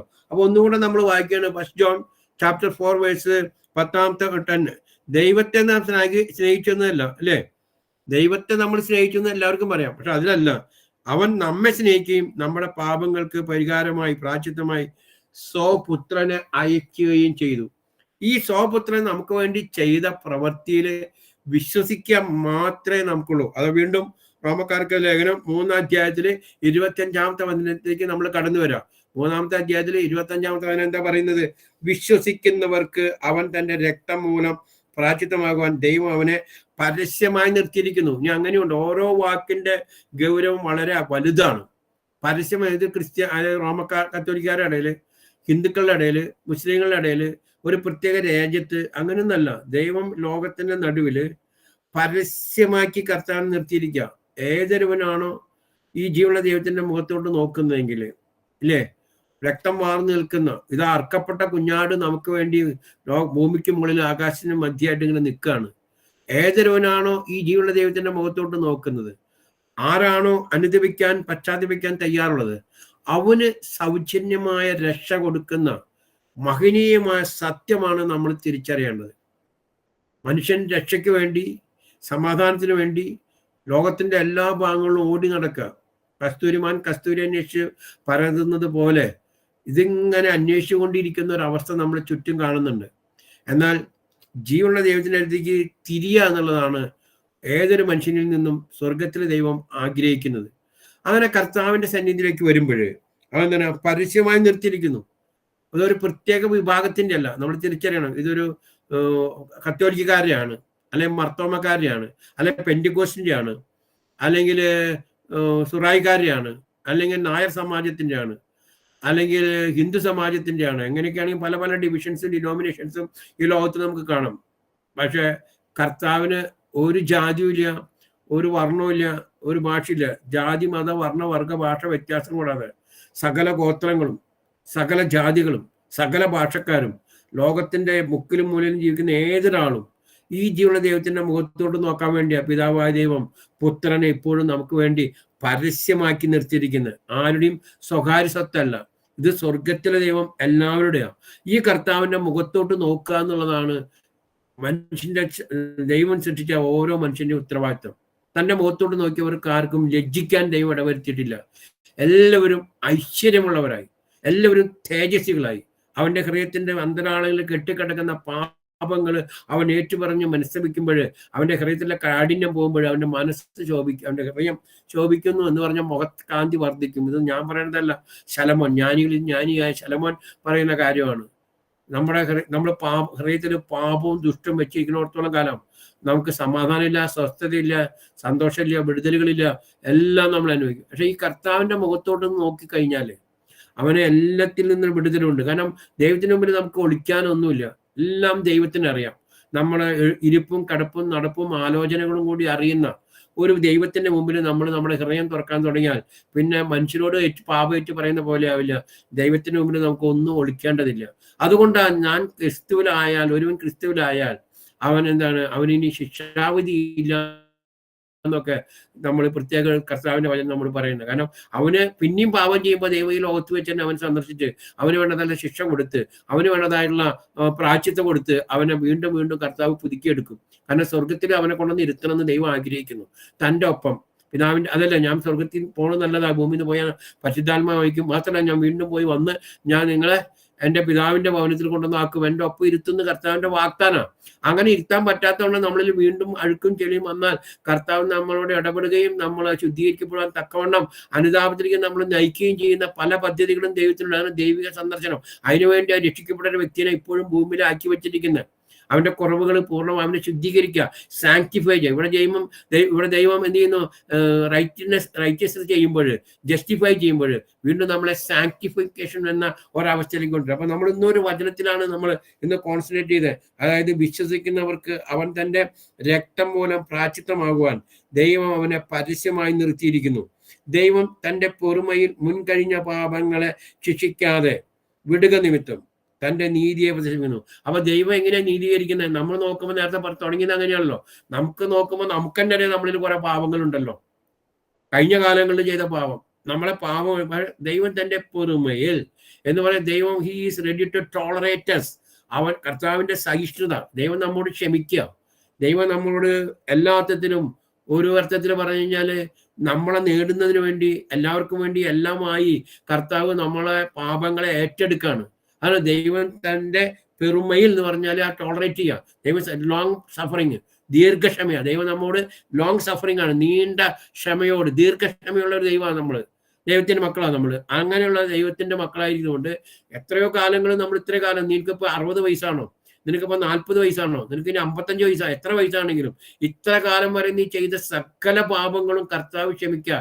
എപ്പോ നീ നിന്റെ ഹൃദയത്തെ നീ ഇപ്പൊ കർത്താവിന് സമർപ്പിക്കുകയാണെങ്കിൽ, നിന്റെ ഹൃദയത്തിലേക്ക് നീ നിന്റെ കർത്താവിനെ നീ ക്ഷണിക്കുകയാണെങ്കിൽ, നിന്റെ പാപങ്ങൾ നീ ഏറ്റു പറയുകയാണെങ്കിൽ, കർത്താവിന്റെ സഹിഷ്ണുതയിൽ കർത്താവ് നമ്മുടെ പാപങ്ങൾ മുഴുവൻ ക്ഷമിച്ച് നമ്മളെ കർത്താവിൽ സ്വതന്ത്രയാക്കും. നമ്മളെ സ്വാതന്ത്ര്യത്തിന്റെ മേഖലയിലേക്ക് ദൈവം വിടും. ഇന്ന് ലോകത്തിന്റെ അടിമത്തത്തിലാണ്. ഗലാത്യക്കാർക്ക് ലേഖനം 5-ാം അധ്യായത്തിൽ 1-ാമത്തെ വാക്യം വായിക്കുമ്പോൾ നമുക്ക് കാണാം. ഗലേഷ്യൻസ് ചാപ്റ്റർ 5:1 പെട്ടെന്ന് വായിക്കോ. Galatians chapter 1. സ്വാതന്ത്ര്യത്തിനായി അടിമത്തത്തിന്റെ നുഖത്തെങ്കിലും നിങ്ങൾ ഇനിയും അമരരുത്. നിങ്ങൾ എന്ത് ചെയ്തു? പാപത്തിൽ നിന്ന് സ്വതന്ത്രരാക്കി ക്രിസ്തുവേശുള്ള സ്വാതന്ത്ര്യത്തിൽ നമ്മളെ അനുവദിച്ചു തന്നിരിക്കുന്നു. ക്രിസ്തുവേശുള്ള ഒരു സ്വാതന്ത്ര്യമുണ്ട്. ക്രിസ്തുവേശുള്ള സ്വാതന്ത്ര്യം പറഞ്ഞാൽ പാപം ചെയ്യാതിരിക്കാനുള്ള സ്വാതന്ത്ര്യം, പാപത്തിൽ നിന്ന് വിടിവിച്ചൊരു സ്വാതന്ത്ര്യം. നമ്മൾ ഇനി എന്തും ഏതും അങ്ങനെ ആവാന്നുള്ളതല്ല. ഗലേഷ്യൻസ് ചാപ്റ്റർ 5:1 കിട്ടിയോ ആർക്കെങ്കിലും? സ്വാതന്ത്ര്യത്തിനായിട്ട് ക്രിസ്തു നമ്മെ സ്വതന്ത്രരാക്കി, ആകയാൽ അതിൽ ഉറച്ചു നിൽപ്പിൻ, അടിമ നുഖത്തിൽ പിന്നെയും കുടുങ്ങി പോകരുത്. സാത്താന്റെ പ്രവർത്തനം നമ്മൾ അടിമത്തത്തിന്റെ നുഖത്തിലാക്കാന്ന്. പാപത്തിന്റെ നുഖം, പാപത്തിന്റെ ബന്ധനം നമ്മളെ തന്നെ വെച്ചിരിക്കുക. നീ പാപം ചെയ്തുകൊണ്ടിരിക്കുക. നുണ പറയുന്നവൻ നുണ പറഞ്ഞുകൊണ്ടേയിരിക്കും. അതല്ല, നീതി ചെയ്യുന്നവൻ ഇനി നീതി ചെയ്യട്ടെ, അനീതി ചെയ്യുന്നവൻ കൂടുതൽ അനീതി ചെയ്യട്ടെ, വിശുദ്ധൻ ഇനിയും വിശുദ്ധനാകട്ടെ. അപ്പൊ പാപി ഇനി പാപം ചെയ്യുന്നവൻ പാപി ആയിക്കൊണ്ടേയിരിക്കും. അതിൽ നിന്ന് വിടിവിക്കാണ് കർത്താവ് ചെയ്തതാണ്. എന്ത് ചെയ്യുന്നത്? നമ്മളെ ക്രിസ്തുവേശുവിലുള്ള സ്വാതന്ത്ര്യം നിന്ന് അടിമത്തത്തിന്റെ നുഖത്തിങ്കിൽ നിങ്ങൾ വീണ്ടും അമരരുത് എന്ന് പറയുന്നത്. അപ്പോ കർത്താവ് നമ്മുടെ കഴിഞ്ഞകാല പാപങ്ങളെ കർത്താവ് സഹിച്ചു, പൊറുത്തു. ക്രിസ്തുവിലേക്ക് നമ്മൾ നോക്കി രക്ഷ പ്രാപിക്കുക. പാപങ്ങളെ ശിക്ഷിക്കാതെ വിടുക നിമിത്തം തന്റെ നീതിയെ പ്രദർശിപ്പിക്കുന്നു. അപ്പൊ ദൈവത്തിന്റെ നീതീകരണം, ദൈവം നമ്മളെ നീതീകരിച്ച് തന്നു. ദൈവം നമ്മളെ നീതീകരിച്ചു കഴിഞ്ഞാൽ പിന്നെ ഒരു മനുഷ്യനും നമ്മുടെ മേൽ കുറ്റം ചുമത്താൻ അവകാശമില്ല. ദൈവം നീതീകരിച്ചവനെ ആരാണ് പിന്നെ കുറ്റം ചുമത്തുക? ആരും കുറ്റം ചുമത്തിയിട്ടും കാര്യമില്ല. സർവത്തിന്റെ ഉടമസ്ഥനായ ദൈവം പറയുന്നു, ഇവൻ എൻ്റെ പുത്രൻ, ഇവൻ എൻ്റെ പുത്രി, ഇവൻ പാപി ആയിരുന്നു അല്ലാന്ന് പറയുന്നില്ല. പക്ഷെ ഇവന്റെ പാപം മുഴുവൻ ഞാൻ ഇവന് വേണ്ടി ഏറ്റെടുത്തു. ഇവൻ മരിക്കാനോർത്ത് ഞാൻ മരിച്ചു. എൻ്റെ കുരിശുമരണത്തിൽ വിശ്വസിച്ച് ഇവൻ എൻ്റെ മകനായിരിക്കുന്നു, എൻ്റെ മകളായിരിക്കുന്നു. അതുകൊണ്ട് ഇവന്റെ മേലെ ഇനി സാത്താന് അധികാരമില്ല, സാത്താൻ ഇനി അവകാശം പറയാൻ പറ്റില്ല. അതുകൊണ്ടാണ് പറയണത്, നിങ്ങൾ ഇനി വീണ്ടും അടിമനുഖത്തിന്റെ കീഴിൽ അമരരുത്. ലോകത്തിലായിരിക്കുന്ന സകല മനുഷ്യരും പാപത്തിന്റെ അടിമത്തത്തിലാണ്. ആദാമിയ സന്തതികളാണ്. ആദാമിയ സന്തതികളെ ക്രിസ്തുവിന്റെ മക്കളാക്കി മാറ്റണം. മണ്ണിന്റെ മക്കളായിരിക്കുന്ന, പാപത്തിന്റെ മക്കളായിരിക്കുന്ന, ശാപത്തിന്റെ മക്കളായിരിക്കുന്ന സകല മനുഷ്യരെയും വിട്ടുവെച്ച് സ്വർഗത്തിന് അവകാശിയാക്കുന്നതിനാണ് പിതാവായ ദൈവം പുത്രനയച്ചത്. അതുകൊണ്ടാണ് യഹൂദന്മാരോട്, പരിസയന്മാരോട്, ശിഷ്യന്മാരോട്, അവിടെ സദുക്യരോട് കർത്താവ് പറഞ്ഞത്, കർത്താവ് യേശു ക്രിസ്തു അന്ന് പറഞ്ഞത്, നിങ്ങൾ പിതാവിനെ പ്രീതിപ്പെടുത്തണമെങ്കിൽ ആകെ ഒരു കാര്യം ചെയ്താൽ മതി, പിതാവ് അയച്ച പുത്രന്റെ പ്രവൃത്തിയിൽ വിശ്വസിക്കുക മാത്രം. അപ്പൊ നമ്മുടെ ഒരു പ്രവൃത്തിയല്ല, മറിച്ച് യേശു കർത്താവിന്റെ കുരിശുമരണം മൂലം നമുക്ക് പാപമോചനമുണ്ട്, രക്ഷയുണ്ട്, വിടുതലുണ്ട്, സമാധാനമുണ്ട്, നിത്യതയുണ്ട്. ഇതാ അതിനുവേണ്ടി കർത്താവിന്റെ രക്തം അർക്കപ്പെടുക. ലോകത്തിന്റെ പാപങ്ങൾ നിൽക്കുന്ന ദൈവത്തിന്റെ കുഞ്ഞാടെ നമുക്ക് പരസ്യമാക്കി നിർത്തിയിരിക്കുന്നു. പാപങ്ങൾ അവൻ ചുമന്നൊഴിക്കുകയായിരുന്നു. നമ്മുടെ പാപങ്ങൾ മുഴുവൻ ചുമന്നൊഴിച്ച് നമ്മളെ കർത്താവിലേക്ക്, വിശുദ്ധിയിലേക്ക് നയിക്കുന്നു. അത് വിശ്വസിക്കാൻ തക്കമുള്ള ദൈവകൃപ നമുക്കുണ്ടാവാൻ നമ്മളെ തന്നെ കർത്താവിന് താഴ്ത്തി കൊടുക്കുക. വിശുദ്ധരുടെ പട്ടികയിൽ തന്നെ ആയിരിക്കണം, പാപത്തിന്റെ പട്ടികയിലല്ല. കർത്താവിന്റെ ആഗ്രഹം എന്താണോ അത് നമ്മളെ കൂടെ നിറവേറാൻ തക്കണം. നമുക്ക് നമ്മളെ തന്നെ കർത്താവിന് ഏൽപ്പിച്ചു കൊടുക്കാം. ദൈവനാമം മഹത്വമെടുക്കട്ടെ. നമുക്ക് പ്രാർത്ഥിക്കാം. കാരുണ്യവാനായ ദൈവമേ, ഞങ്ങളുടെ സ്വർഗീയ പിതാവേ, ഞങ്ങൾ അങ്ങേ സ്തുതിക്കുന്ന കർത്താവേ, അവിടുന്ന് കാൽവരി കുരിശിലെ യാഗമായത് കർത്താവേ, ഞങ്ങൾ ഓരോരുത്തരെയും ഹൃദയത്തിൽ വഹിച്ചുകൊണ്ടാണെന്ന് ഞങ്ങൾ അറിയുന്നു. ഞങ്ങളത് വിശ്വസിക്കുന്ന കർത്താവേ, അങ്ങയുടെ രക്തം മൂലം ഞങ്ങൾക്ക് വേണ്ടി പ്രായശ്ചിത്തമായി ഞങ്ങളുടെ മുൻകാല പാപങ്ങളും, ഞങ്ങൾ ചെയ്തു പോയ എല്ലാ പാപങ്ങളും, ഞങ്ങൾ അനുഭവിച്ച ശാപത്തിന്റെ അവസ്ഥകളിൽ നിന്നെല്ലാം ഞങ്ങളെ വിടുവിക്കാൻ തക്കവണ്ണം പിതാവായ ദൈവമേ അങ്ങ് ഞങ്ങൾക്ക് തന്ന ദൈവസ്നേഹത്തിനായി, പുത്രനോട് ഞങ്ങൾക്ക് തന്ന ദൈവസ്നേഹത്തിനായി നന്ദി പറയുന്നു. കർത്താവിനെ ഏറ്റു വിശ്വസിച്ച് പറയുവാൻ തക്കവണ്ണം ഞങ്ങളുടെ ഹൃദയങ്ങളോട് അവിടെ നിന്ന് ഇനിയും ഇടപെടണമേ, അവിടെ സംവേദിക്കണമേ എന്ന് പ്രാർത്ഥിക്കുന്നു. കർത്താവെ, അങ്ങയുടെ വചനം കേട്ട മക്കള് ഇപ്പോഴും കർത്താവിനെ രക്ഷകനായിട്ട് സ്വീകരിക്കാത്തവർ ആരെങ്കിലും ഉണ്ടെങ്കിൽ ഞങ്ങൾ കുരിശുമരണം മൂലം ഞങ്ങൾക്ക് തന്ന രക്ഷയെ ഏറ്റു പറയാൻ തക്കവണ്ണം അവരുടെ ജീവിതങ്ങളോട് ഇടപെടണമേ, അവരെ സന്ദർശിക്കണമേ എന്ന് പ്രാർത്ഥിക്കുന്നു. അവരുടെ ആവശ്യങ്ങളിൽ അങ്ങ് ശ്രദ്ധാലുവായിരിക്കണമേ, വിവിധങ്ങളായ ആവശ്യങ്ങളുമായിട്ട് അങ്ങയുടെ മുഖത്തോട് നോക്കുന്നവരുടെ മേൽ അവിടുന്ന് കൃപയാകണമേ എന്ന് പ്രാർത്ഥിക്കുന്നു. അനുഗ്രഹിക്കണമേ എന്ന് പ്രാർത്ഥിക്കുന്നു. രോഗശാപത്തിന്റെ അടിമത്തത്തിലായിരിക്കുന്ന, പാപത്തിന്റെ അടിമത്തത്തിലായിരിക്കുന്ന സകല മക്കളെയും ജീവന ദൈവത്തിന്റെ നാമത്തിൽ വിടിവെക്കുന്നതിനായി കർത്താവെ സ്തോത്രം ചെയ്യുന്നു. അങ്ങയുടെ പ്രവൃത്തി മൂലം പാപം, ശാപം, രോഗം അതിന് ഞങ്ങൾക്ക് വിടുതൽ ലഭിച്ചിരിക്കുന്നെന്ന് മനസ്സിലാക്കി കർത്താവിന് ജീവിതം കൊടുക്കാൻ തക്കമുള്ള എളിമപ്പെട്ട, വിനയപ്പെട്ട കർത്താവെ അനുദപിക്കുന്ന ഹൃദയത്തോടുകൂടി അങ്ങനെ എടുത്തു വരുവാൻ ഞങ്ങളെ സഹായിക്കണമേ എന്ന് പ്രത്യേകം